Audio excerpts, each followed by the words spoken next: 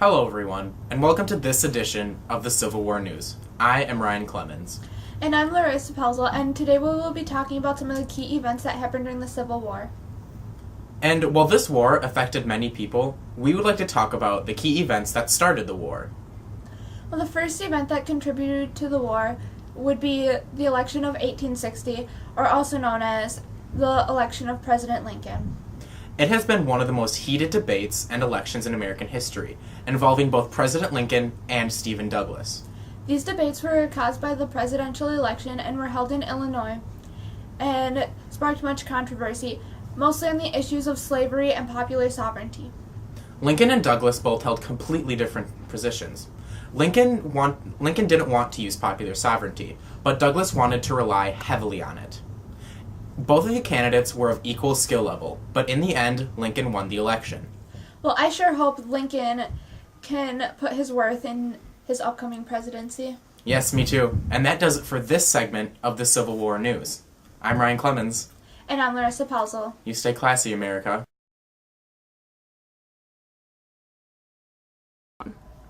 Hello, viewers, and welcome to today's edition of the Civil War News. I'm Ryan Clemens.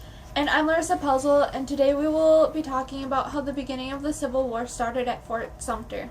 And for this coverage, we're going to our live field reporter, Max Peterson, who is at Fort Sumter.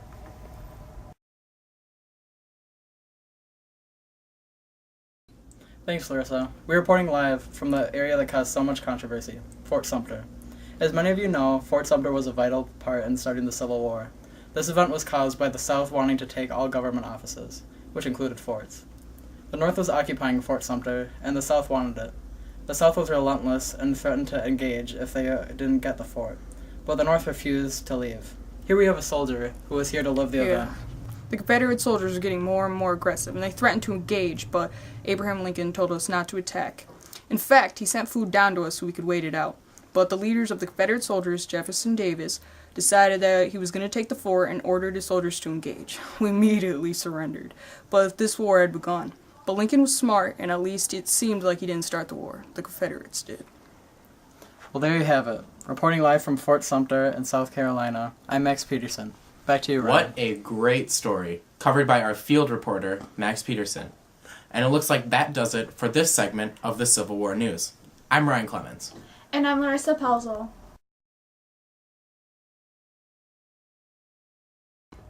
Hello, viewers, and welcome to this segment of the Civil War News. I am Ryan Clemens. And I'm Larissa Pelzel. And today, we will be talking about the Battle of Antietam, a big battle that was recently fought in Maryland. Yes, the Battle of Antietam has recently affected many people and put a turning point in the war. This battle is definitely a battle that we will remember. Yes, this battle was considered the single bloodiest day in American history. It was a battle that was fought along a sluggish river in Maryland called the Antietam. The battle could be considered a sneak attack due to the stroke of luck that came to General McClellan when a Union scout found General Lee's plan of attack. Due to the bad reputation of General McClellan, who was at the time the leader of the Union forces, being a decisive leader, he provided those thoughts wrong by pursuing the Confederate Army. The battle along the Union forces and the Confederate Army was a bloody day. Now we go out to our field reporter again, Max Peterson. Thanks, Larissa. Here I have a Union soldier that battled in the Battle of Antietam. What can you tell us about this bloody battle? Well, there was a lot of fighting between both sides, and the battle was pretty much a standoff. But in the end, General Lee, he ordered his troops to retreat, but I'm angry at McClellan because he could have gone after his army and perhaps finished this war off. But in the end, I'm happy that we gained victory. Thank you. I'm now getting word that General McClellan has been fired by Abraham Lincoln on account of McClellan's being too indecisive. I guess these are some of the effects that battles can bring. Anyway, Wow, back to you. What a great victory for the Union. I guess not all effects of the war are bad ones. That's right, but unfortunately there are things that we think are good but do more harm than expected. I agree. Well, that's all we have time for on this segment of the Civil War News. I'm Ryan Clemens. And I'm Larissa Pelzel.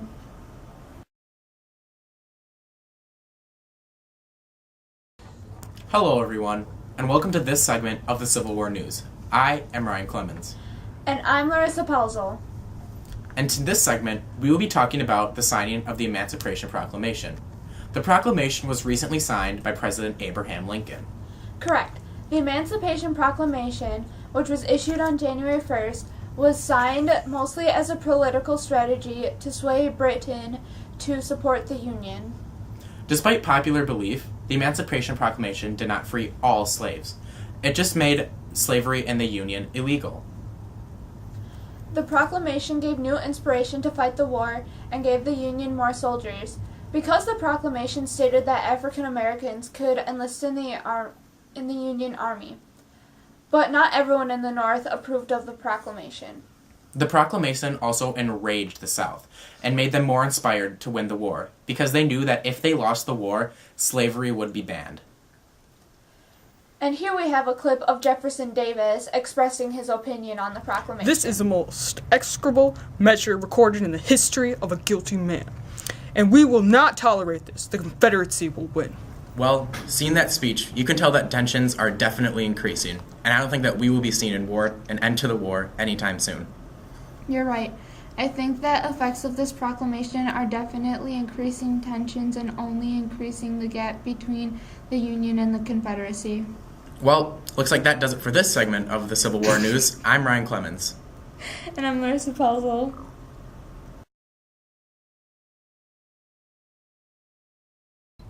Hello everyone, I'm Ryan Clemens. And I'm Larissa Pelzel. Thank you for joining us on this special edition of Civil War News. We have just received word that President Lincoln has been shot while attending a theater production. Yes, sadly this is true.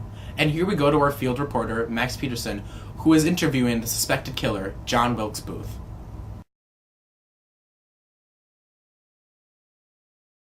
Yes, here we have John Wilkes Booth, who is the suspected killer of Lincoln.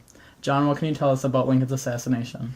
Well, I'll tell you this. He had it coming. He was ruling over this nation like a tyrant, and he had too much control. And I understand that you expected to be the killer. Well, yes, I can say that I done it. I broke my leg doing so, but I just hope that the job's done right and that tyrant is done for. I also understand that after you did the act, you said something like 6 smelter tyrannies. That is correct. It means down with the tyrant. Thank you for this interview. Back to you guys. Well, thank you for that wonderful coverage on this terrible event. I do wonder what some of the effects will be, considering that Lincoln was on his way mending the country after the war. Well, I suspect there will be many different outcomes from this event, like how to reunite the country. Unfortunately, only the future can tell. That is true. Well, that does it for the Civil War News. I hope you enjoyed our newscast. I'm Ryan Clemens. And I'm Larissa Pelzel.